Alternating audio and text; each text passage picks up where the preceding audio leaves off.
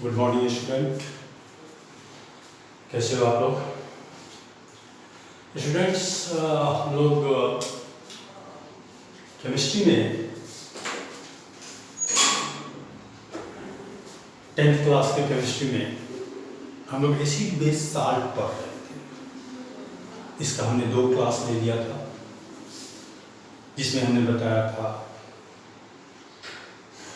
पिछले क्लासेस में types of acid, types of bases, उसके कैरेक्टरिस्टिक के बारे में, इलेक्ट्रोलाइट्स के बारे में, कि all acid, all strong acid and strong bases are called strong electrolyte, and all weak acid and all weak bases are called weak electrolyte और non electrolyte के बारे में। ठीक है, इसके बाद उससे पहले हमने टाइप्स ऑफ एसिड के बारे में, टाइप्स ऑफ बेस के बारे में, टाइप्स ऑफ एसिड, ये organic acid and inorganic acid, strong acid and weak acid, concentrated and dilute acid, oxy and hydra acid, types of basis के बारे में, strong base and weak base, और फिर alkali के बारे में। ये सब चीज़ हम लोगों ने डिस्कस कर लिया था। आज हम लोग इंडिकेटर के बारे में पढ़ेंगे। ये इंडिकेटर क्या है? The device which indicates whether a substance is acidic or basic by changing in color, that is called indicator. क्या होगा indicator? The device which indicates whether a substance is acidic or basic by changing in color, that is called indicator. There are 4 types of indicator: natural indicator, artificial indicator, olfactory indicator और universal indicator। ये 4 तरह के indicator होते हैं। Natural indicator क्या हुआ? The indicator which we obtain through the sources of nature या through the sources of plant and animal, that is called the natural indicator. Example: litmus paper, litmus, hydrangea, red cabbage, turmeric, geranium, ये सब natural indicator के example है। इसके बाद artificial indicator, जिसको man made indicator भी कहते हैं। इसके बारे में आप लोग 7th क्लास में भी पढ़े होंगे कि the indicator which is made by human beings in a laboratory, that is called the artificial indicator और man made indicator on its own scale. Phenolphthalein, methyl red, methyl orange, ये सब artificial indicator हैं। इसके बाद olfactory indicator आता है। ये olfactory indicator क्या होता है? The term olfactory means relating to the sense of smell. Okay बच्चों, the term olfactory means relating to the sense of smell. Some substances whose odor taste changes in acidic or basic media, these are called olfactory indicators. Olfactory indicator के जो example है, clove oil, vanilla, onion, ये olfactory indicator के example है। ठीक है, तो पहले हम ये देख लेंगे, बाद में हम यूनिवर्सल इंडिकेटर के बारे में डिस्कस करेंगे। पहले ये देखें, जैसे लिटमस है। लिटमस को जब एसिडिक सॉल्यूशन में डालेंगे तो क्या होगा? रेड कलर देगा, और जब बेसिक सॉल्यूशन में डालेंगे ब्लू कलर देगा, और जब न्यूट्रल सॉल्यूशन में डालेंगे तो वो पर्पल कलर देगा। ठीक है, रेड कैबेज को जब हम एसिडिक सॉल्यूशन में डालते हैं तो रेड देता है, बेसिक सॉल्यूशन में ग्रीन देगा और न्यूट्रल सॉल्यूशन में रेड देगा। हाइड्रेंजिया एसिडिक सॉल्यूशन में ब्लू, बेसिक सॉल्यूशन में पिंक और फिर न्यूट्रल सॉल्यूशन में ब्लू कलर। ठीक है, फिनोलेफ्थलीन, ये जो तीनों है आप जो देख रहे हैं, लिटमस, रेड कैबेज, ये नेचुरल है। फिनोलेक्थिलीन, ये आपको एसिडिक सॉल्यूशन में कलरलेस पूछता है क्वेश्चन कि एसिडिक सॉल्यूशन में फिनोलेक्थिलीन इंडिकेटर जो है वो क्या शो करेगा। याद रखेंगे MCQ question, colourless. Basic solution में पिंक और न्यूट्रल में भी colourless. Methyl orange, acidic solution में रेड, बेसिक सॉल्यूशन में येलो और न्यूट्रल सॉल्यूशन में orange. For the examination point of view these are the very important, both of them. ये पूछा जाता है, इसलिए इसको अच्छे से चार्ट बना के इसका, खास करके ये दोनों लिटमस का बुक है, याद ही रहता है।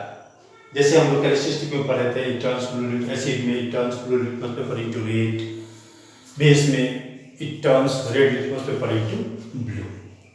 ठीक है बच्चों, इस बार फिर से एक बार देख लें। ठीक है, अब है नेक्स्ट है यूनिवर्सल इंडिकेटर। यूनिवर्सल इंडिकेटर क्या है कि the mixture of several indicator which shows different color at different concentration of hydrogen ion in a solution are called universal indicator. ठीक है, universal indicator the mixture of several indicator which shows different colors at different concentration of hydrogen ion in a solution are called universal indicator. समझ गए? तो ये थे indicator के बारे में। इसके बाद इंडिकेटर पढ़ने के बाद तब हम लोग पढ़ेंगे chemical properties of acid and base. ध्यान से सुनेंगे। Chemical properties of acid and base में सबसे पहला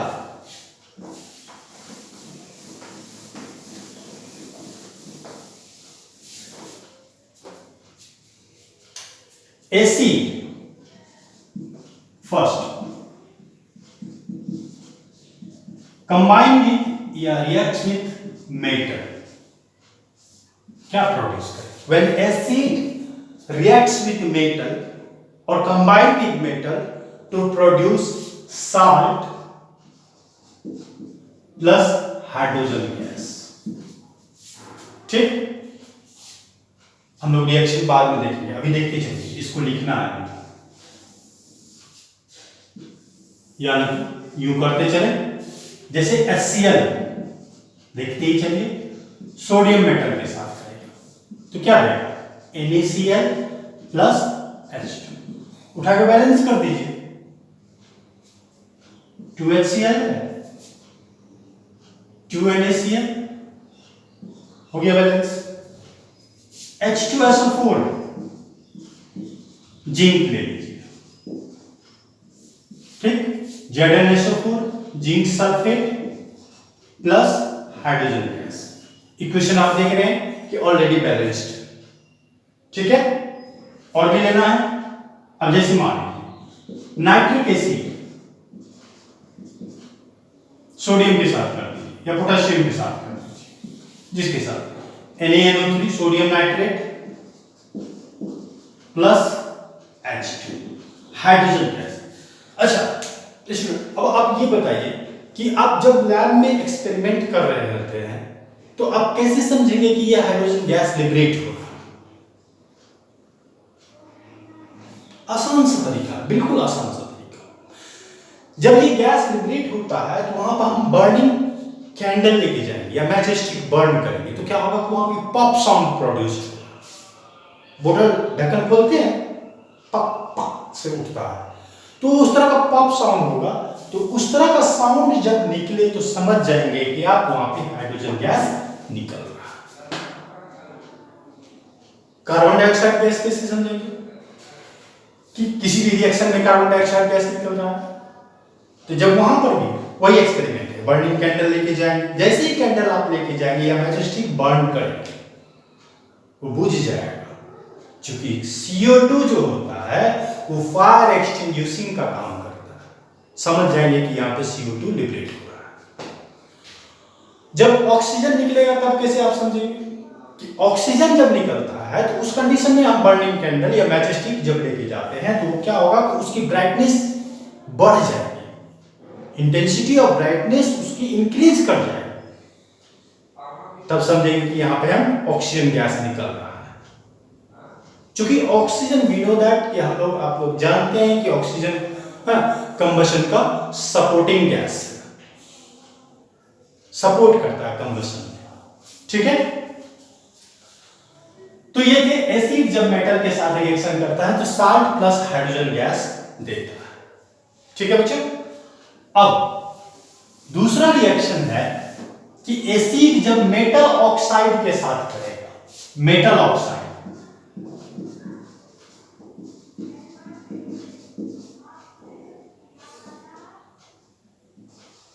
मेटल ऑक्साइड, ये दूसरा रिएक्शन है।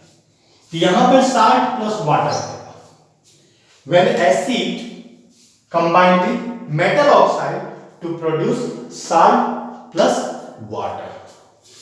अब देखिए HCl plus example Na2O sodium oxide. तो यहां पे क्या होगा कि ये भी NaCl प्लस H2O देगा, कुछ भी ले, H2SO4 ले लीजिए, सल्फ्यूरिक एसिड, K2O ले, पोटेशियम ऑक्साइड। तो ये आप दें K2SO4 potassium sulphate plus H2O का फॉर्मेशन करेगा, ठीक है ना, इस तरह से। इसके बाद अच्छा, मेटल ऑक्साइड जो होता है वो बेसिक इन नेचर होता है, इसलिए वो एसिड के साथ रिएक्शन करके साल्ट प्लस वाटर देता है। अब देखिए तीसरा, क्या acid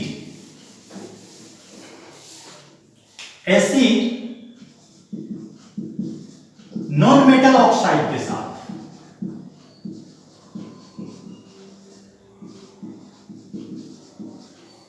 What happens when acid reacts with non-metallic oxide, non-metal oxide? क्या रिएक्शन होगा? No, no reaction at all. No reaction takes place. Why? Because non-metal oxide are also acidic in nature. और जब ये खुद acidic in nature है, तो फिर acid के साथ कैसे reaction? It is not possible, ठीक है। तो नेक्स्ट जो केमिकल रिएक्शन है, इसमें अभी हम बेस को मेटल के साथ, बेस को नॉन मेटेलिक ऑक्साइड के साथ, इसके बाद एसिड को metal carbonate, metal hydrogen carbonate को के साथ, हाँ, एसिड को वाटर के साथ, एसिड को बेस के साथ। अभी लंबी क्लास चलेगी, 2 क्लास केमिकल रिएक्शन में लग जाएंगे। इसके बाद हम लोग पढ़ेंगे पीएच के बारे में। पीएच स्केल, जो कि हेंडरसन सोरेनसन साहब ने पीएच स्केल की डिस्कवरी करी थी, पीएच के बारे में बताया था, उसके बारे में डिटेल से, importance of pH in everyday life. इतना पढ़ने के बाद फिर हम आपको ये भी बताएंगे कि how can we identify the salt any type of, हम साल्ट को कैसे आइडेंटिफाई करेंगे कि कौन सा साल्ट आपको दे दिया जाएगा, उसमें कौन सा एसिड है, कौन सा बेस है। बहुत ही आसान है उसको समझना, आप पट से पकड़ लेंगे कि इस साल्ट में कौन सा एसिड है, कौन सा बेस है, ये सब चीज़ बताएंगे। इसके बाद तब लास्ट में जो साल्ट पढ़ना है, साल्ट के बारे में, जैसे कॉमन साल्ट के बारे में, कॉस्टिक सोडा के बारे में, बेकिंग सोडा के बारे में, वॉशिंग सोडा के बारे में, ब्लीचिंग पाउडर के बारे में, प्लास्टर ऑफ पेरिस के बारे में, जिप्सम के बारे में, ब्लू विट्रॉल के बारे में, CuSO4 5H2O, green vitriol, FeSO4 7H2O, इन सब के बारे में क्रिस्टल्स के फॉर्म में होते हैं, ये सब हम डिटेल से स्टडी करेंगे। ठीक है बच्चे, तो इतना तक आज पहले लिख लेंगे, उसको आगे फिर उसको नोट डाउन करके उसको मेमोराइज कर लेंगे और अपने कमेंट्स बॉक्स में कमेंट्स जरूर लिखेंगे, लाइक करेंगे, सब्सक्राइब करेंगे और सबसे बड़ी बात कि आप घर में सेफ रहें।